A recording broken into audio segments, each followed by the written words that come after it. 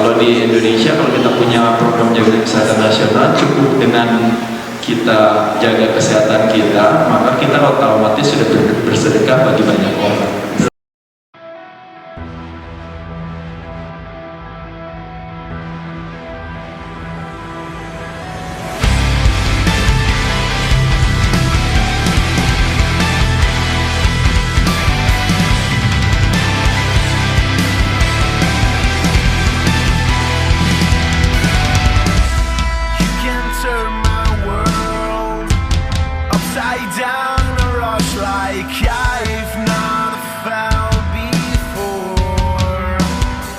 Tepuk tangan buat Gus Jim dulu. Saya coba kepada Bro Dani, terima kasih udah bisa ikut berkontribusi menyiarkan khususnya masyarakat di kita pasarnya di Bogor ya, dia nanti tengahnya di Bogor, berkontribusi dalam menyediakan sebuah sarana fasilitas olahraga ya. Jadi menurut saya ini yang namanya disebut dengan namanya puskesmas sesungguhnya. Iya, karena kalau kita puskesmas kadang-kadang kan sebenarnya kalau ada istilah namanya fasilitas kesehatan tingkat pertama, itu namanya FKTP kalau orang bilang. Jadi fasilitas kesehatan tingkat pertama itu adalah bagaimana caranya mencegah orang supaya tidak terlalu banyak rumah sakit gitu. Karena kalau ketika banyak di rumah sakit terlalu banyak, sedangkan nanti tenaga medisnya kurang, makanya terjadi kurva yang tinggi. Makanya kenapa harus di flattening the curve, kurvanya mesti diturunkan karena berharap supaya tidak banyak yang sakit. Nah, kebetulan kalau di Indonesia kita punya jaminan kesehatan nasional kan ya, kayak yang dikelola oleh BPJS Kesehatan, itu juga prinsipnya gotong royong semua tertolong, artinya kan asuransi sosial. Nah tapi asuransi sosial itu lebih kepada jadi orang yang sehat, orang yang kuat, orang yang muda, orang yang mampu harus lebih banyak daripada yang sakit, yang tua, yang lemah. Tapi yang terjadi kebalikannya, maka defisit gitu ya. Nah tapi dengan adanya fitness center yang menjamur, fasilitas olahraga yang makin tambah banyak, makanya justru kita akan juga secara tidak langsung sebenarnya membantu juga, sehingga jadi orang-orang yang nanti di luar sana yang sakit bisa punya dana budget yang bisa dia pakai. Jadi makanya kenapa ada istilah orang bilang bahwa kalau di Indonesia, kalau kita punya program jaga kesehatan nasional, cukup dengan kita jaga kesehatan kita, maka kita otomatis sudah bersedekah bagi banyak orang. Setuju ya teman-teman? Jadi mudah-mudahan tempat ini juga jadi tempat yang juga, amin, mudah-mudahan bisa jadi banyak berkah buat orang-orang. Ya. Jadi saya langsung jawab aja tadi ya. 50% lebih orang yang pergi ke gym rata-rata pasti mau nurun berat badan, betul nggak teman-teman? Ya, hampir rata-rata. Karena kenapa orang kebanyakan ingin menurunkan berat badan? Karena dulu permasalahan kesakitan atau permasalahan kesehatan zaman dulu kebanyakan rata-rata karena kekurangan, namanya defisiensi. Tapi hari ini kebanyakan karena kelebihan atau yang dikenal dengan namanya toxicity. Nah, toxicity bisa karena banyak hal, tapi salah satu yang paling banyak toxicity disebabkan karena apa yang kita masukkan ke dalam mulut kita. Makanya disebut yang namanya proses fooding, toxicity secara fooding. Nah, jadi teman-teman sekalian, kadang-kadang percaya atau tidak, kita sebenarnya semuanya punya six pack. Bener gak? Semua cowok, semua cewek sebenarnya punya six pack.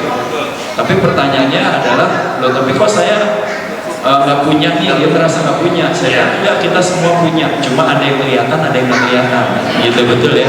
Nah yang nggak kelihatan itu kenapa? Karena kelebihan, itu tadi kelebihan yang menutupinya.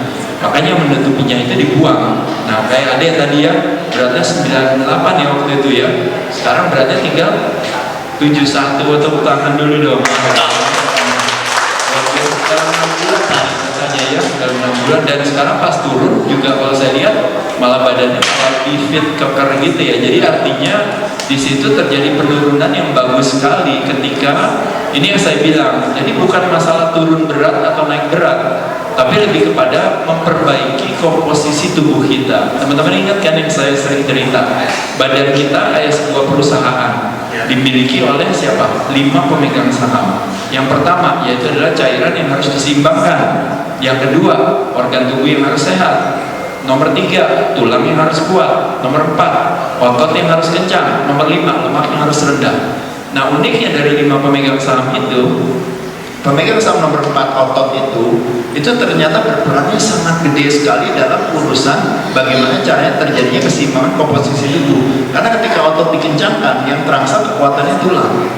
Jadi begitu ototnya nggak pernah dikencangkan, nggak pernah dilatih, problemnya tulang. Nah, ketika problem tulang, problemnya ke gerak, problem gerak, problemnya ke lemak, problem lemak, akhirnya permasalahan klaim BPJS Kesehatan.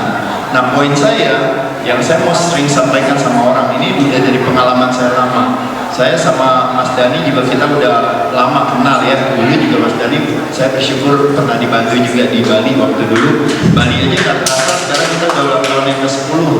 Jadi dulu Bali lagi baru buka nih kayaknya. Mas Dhani kita 10 tahun yang lalu bantuin saya juga. Nah, intinya sebenarnya teman-teman sekalian, saya cuma mau bilang adalah bahwa ketika kita semakin menua ya teman-teman, usia semakin meningkat, kadang-kadang orang selalu bilang kalau orang tua itu biasanya lemah apa? Biasanya selalu bilang tulang, betul gak? Ya kan? Jadi semakin tua tulang semakin lemah. Tapi kalau ditanya kenapa tulangnya lemah, pasti jawabannya kurang minum susu katanya gitu ya, tulang kalsium gitu, atau nggak kurang tua. Tapi sesungguhnya kalau kita membuat satu investigasi atau membuat satu lebih detail lagi penelitian, kita bilang kenapa ya semua orang tua di Indonesia semua tulangnya lemah? Jawabannya adalah apa?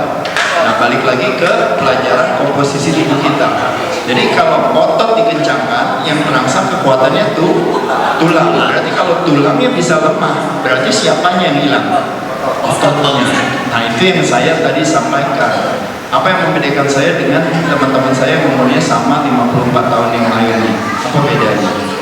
Beda umur 54 tahun orang lain sama saya. Yang bedanya apa? Bukan saya lebih rajin latihannya, bukan saya makannya lebih disiplin, bukan karena saya latar belakangnya atlet, nggak ada hubungannya.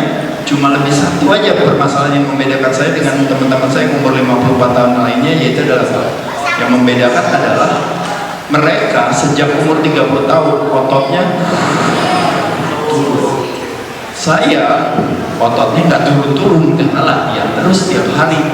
Cuma latihan beban aja. Latihan beban adalah aktivitas olahraga yang paling underapresiasi. Kenapa underapresiasi? Apa artinya underapresiasi? Artinya latihan olahraga yang kalau saya tanya sama teman-teman di sini, sebutkan teman-teman di Bogor 5 jenis olahraga yang paling populer dilakukan oleh orang. Pasti jawabannya kardio sendiri. Bener gak? Lari, naik sepeda, berenang, bagus gak? Bagus. Badminton bagus gak? Bagus. Futsal bagus gak? Bagus. Basket bagus gak? Bagus semuanya. Cuma memang ada satu aktivitas olahraga yang sebenarnya kita semakin tua itu harus tetap dilatih, tapi semua orang gak lakukan. Bahkan mantan atlet sekalipun gak melakukan hal itu, yaitu adalah latihan beban. Nah, itu yang saya lakukan yang tidak dilakukan oleh orang tua lainnya. Makanya jadi orang bilang, wah gila dia awet muda ini apa? Sebenarnya gak ada hubungannya. Kalau teman-teman semua dari muda sekarang ini udah jaga ototnya, teman-teman jadi susah tuanya. Kenapa susah tuanya? Karena ketika otot dikencangkan, yang terangsang kekuatannya tuh tulang. Tulangnya kuat, geraknya teman-teman normal. Jadi geraknya teman-teman di umur 50 tahun sama geraknya teman-teman di umur 30 tahun sama geraknya. Makanya kenapa terjadinya yang namanya penghambatan proses penuaan, itu yang disebut yang namanya anti-aging. Tapi yang ada orang zaman sekarang jualan anti-aging, apa yang dijual? Krem-krem muka, iya betul. Biar awet muda, ya serum, ntar ada yang suntik segala. Kulit pada hari. Sebenarnya jawabannya adalah apa teman-teman sekalian? Yang membedakan cuma satu, yaitu adalah saya tidak pernah melewatkan 3 hari aja. 3 hari itu berarti 72 jam ya. Itu udah paling lama saya istirahat. Lewat dari 72 jam saya pasti udah ketemu apa lagi? Udah ketemu besi atau ketemu latihan pengencangan otot. Kalau nggak lagi di jalan, kita bisa pakai apa? Kalau nggak ada kena dumbbell, nggak kena barbell, nggak kena fitness center, nggak ketemu Gold's Gym, kita lakukan dengan menggunakan berat badan sendiri, nggak ada masalah. Nah, jadi poin saya teman-teman, itu sehat itu tuh sebenarnya nggak susah banget. Kenapa berat badan kita naik? Itu balik lagi kayak saya tadi bilang, otot itu adalah, kalau bisa dibilang itu adalah tempat pembuangan gula terbesar di badan kita, itu otot kita. Dan otot kita juga yang akan membantu pembuluh darah kita untuk tidak punya gula yang terlalu tinggi. Nah, permasalahan kenapa penyakit gula menjadi penyakit yang paling populer, jawabannya adalah apa teman-teman sekalian? Karena balik lagi teman-teman sekalian, dari makanan makronutrisi ada karbohidrat, ada protein, ada lemak. Kita paling sering makan apa teman-teman? Karbo, protein sama lemak. Paling sering makan apa? Karbo. Temennya karbo apa? Lemak. Udah, kolaborasi antara karbo olahan sama lemak olahan. Nasi goreng, mie goreng, mie ayam, mie instan, nasi uduk, apapun juga, mie roti, kue basah, kue kering ya, atau maupun kue tart atau kue apapun juga, ditambah kerupuk keripik dan kawan-kawan. Itu semua kombinasi karbo dan lemak. Pertanyaan saya, boleh gak kita makan itu? Boleh. Boleh gak beli sepatu bagus cewek? Boleh gak beli baju bagus? Cowok boleh gak punya jam bagus? Boleh. Syaratnya apa? Syaratnya apa? Harus punya kemampuan untuk membelinya, betul. Kalau seandainya saya mau makan kue tiaw, saya mau makan bakso, saya mau makan somai, saya mau makan bakmi, boleh gak? Syaratnya apa? Syaratnya? Bayar sendiri. Jangan nggak bayar.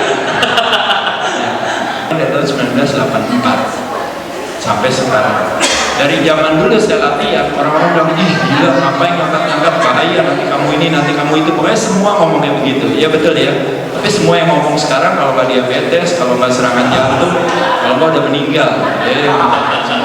Tapi mereka semua yang dari zaman dulu takut-takutin terus saja urusan begituan ya gitu ya. Tapi giliran dia makan kerupuk dia santai gitu ya.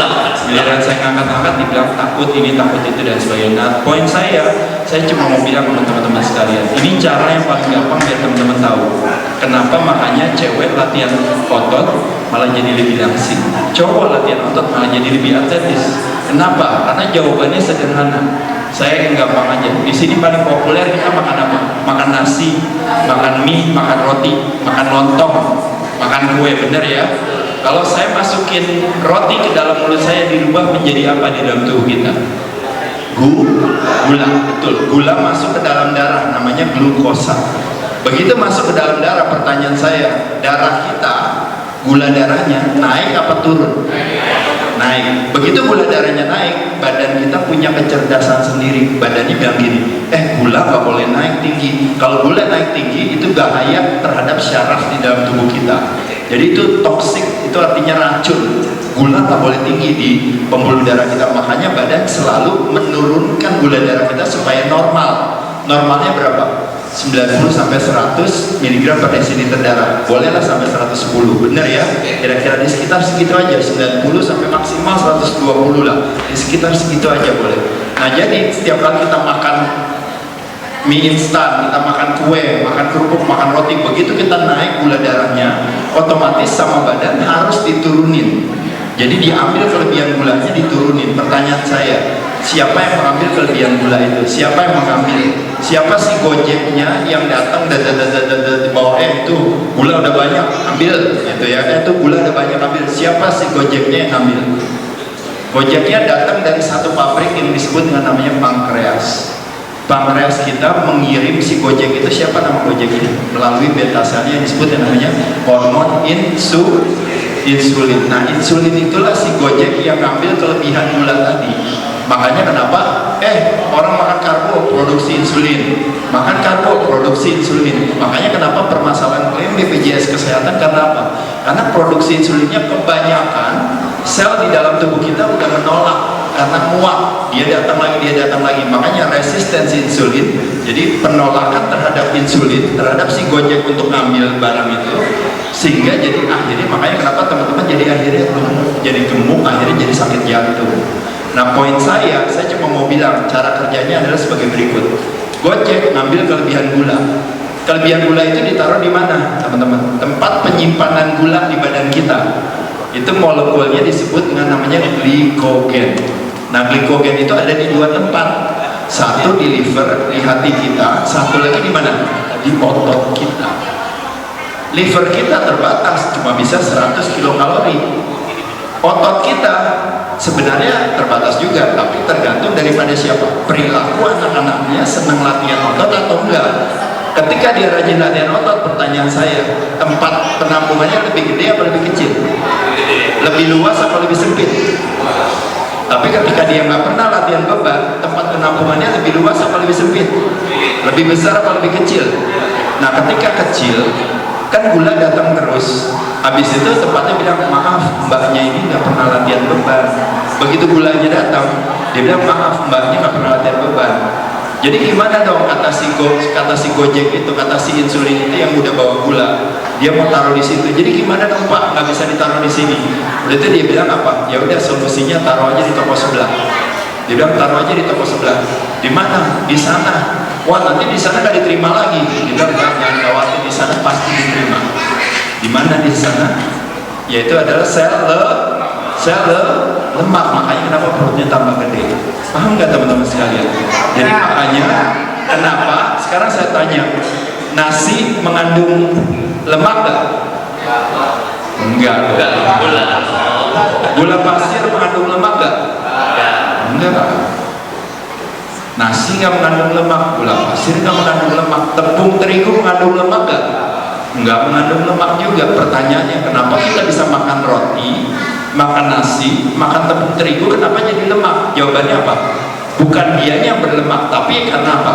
Karena ototnya kecil, nggak bisa menampung penyimpanan gula, maka gulanya bilang ya udah taruh aja di lemak. Makanya terjadilah yang namanya gula menjadi lemak. Itu yang disebut dengan namanya prosesnya lipogenesis. Gula baru namanya de novo lipogenesis. Proses pembentukan gula baru gara-gara lemak baru gara-gara kita dapatnya dari karbo yang nggak dipakai. Tapi pertanyaan saya, kalau seandainya teman-teman rajin latihan beban kayak saya, tiap hari latihan beban, paling lama kayak saya bilang, yo kalau maksudnya saya nggak latihan 3 hari itu bukannya setiap minggu, maksudnya kalau sampai saya pernah nggak latihan itu paling lama 3 hari maksudnya. Kalau ditanya saya tiap hari latihan, jawaban saya tiap hari latihan, seumur hidup ya tiap hari latihan. Tapi latihan nggak harus di mana, nggak harus di gym, nggak apa-apa kalau nggak bisa, berarti bisa di rumah. Tapi ke gymnya tetap jalan terus. Kalau bisa ke gym lebih bagus lagi. Nah jadi teman-teman, apa yang terjadi dengan ketika setiap kali kita latihan terus, waktu kita latihan, apa yang terjadi? Kan gulanya kan kelebihan. Kan berarti kan dia harus produksi si Gojek, ngambil kelebihan gula buat ditaruh di tempat penyimpanan kita atau dibuang ke lemak. Tapi uniknya kalau ototnya rajin dilatih, ototnya bilang apa ke si pankreas? Dia bilang apa? Lo gak usah kirim Gojek, gak usah dikirim Gojek nih. Loh kata pankreas, masa gue gak perlu kirim? Gak usah. Apa yang dilakukan?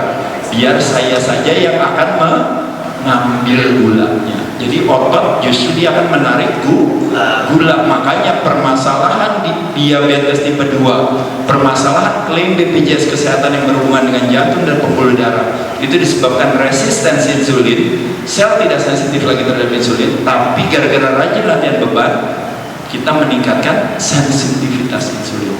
Jadi latihan beban bukan sekedar cuma mau punya badannya gede, badannya keren, mau badannya berotot, enggak, tapi lebih kepada untuk masalah kesehatan. Makanya itulah yang akan membuat kita jadinya akhirnya proses terjadinya penurunan kesehatan karena kita semakin tua jadinya lebih bertahap pelan-pelan.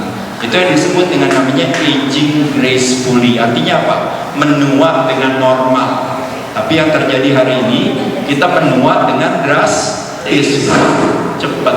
Karena apa? Salah satunya yang paling kerasa yaitu adalah bukan permasalahan lemak, tapi permasalahan is under muscle. Makanya kenapa saya bilang teman-teman kadang-kadang senang kita makan bakmi, makan somai, makan apa.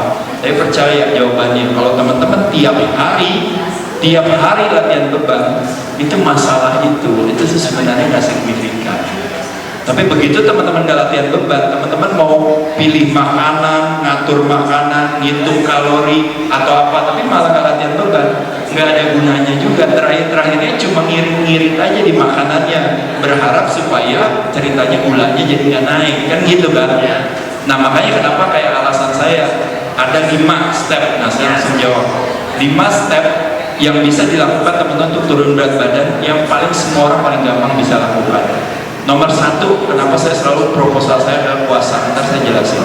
Nomor 2 proposal saya adalah kalau nggak puasa berarti pas makan kontrol karbohidrat. Nah kan itu kita jagain kontrol karbohidrat. Nomor 3 prioritas protein. Kenapa prioritas protein? Karena protein adalah salah satu daripada makronutrisi yang nggak pernah kita bahas. Karena apa? Setiap kali makan pasti kan yang enak apa? Nasi goreng. Yang enak apa? Bami. Yang enak apa? Kue tiaw. Yang enak apa? Kue tar. Yang enak apa? Kerupuk. Yang enak apa? Keripik. Itu semua kombinasi karbo dan lemak. Proteinnya mana? Nggak ada. Sekalinya ada protein ayamnya pakai tepung ayam goreng. Bener kan? Sekalinya ada kambingnya enak, tapi nanti ntar pakai apa? Pakai minyaknya, pakai apanya segala ya. Ya nanti yang salahnya seolah-olah adalah si kambingnya, padahal bukan salah kambingnya, bukan salah ininya. Nah jadi poin saya prioritas protein dulu, dan yang terakhir itu adalah apa? Latihan atau olahraga, apakah latihan beban maupun cardio exercise pada saat perut kosong. Alasannya kenapa?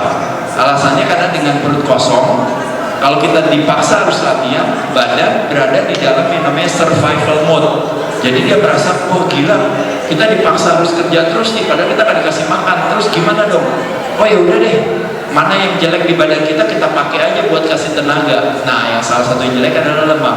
Jangankan lemak, tahu gak yang dipakai sama badan apa lagi? Tumor, kanker, selulit, apalagi yang ada yang jelek semua pakai kalau kita latihan beban atau olahraga dalam kondisi perut kosong. Jadi teman-teman sekalian, ini strategi yang sederhana yang teman-teman bisa lakukan. Bersyukur di rumah bisa latihan boleh, tapi kenapa kita ke gym? Karena di gym ada apa? Ada sumber daya manusianya, ada sumber daya alatnya. Belum lagi di sini jagoannya Mas Dani, di sini ada kelas-kelas yang banyak ya, ada ya kelas-kelas aerobiknya dan sebagainya, jadi fun ya latihan. Nah latihan beban dulu tutup sama kardio. Kalau mau kardio dulu, waduh Mas Dani saya nggak sempat latihan beban tadi, udah mau ikutan kelas duluan. Ya udah ikutan kelas, kelar turun di bawah makan pisang dulu bentar, habis itu baru latihan beban. Latihan beban menggunakan apa? Gula sebagai sumber tenaga. Kardio kita berharap menggunakan lemak sebagai sumber tenaga. Paham ya teman-teman? Jadi secara umum itu introduction, penjelasan pendahuluan. Setelah ini teman-teman boleh tanya.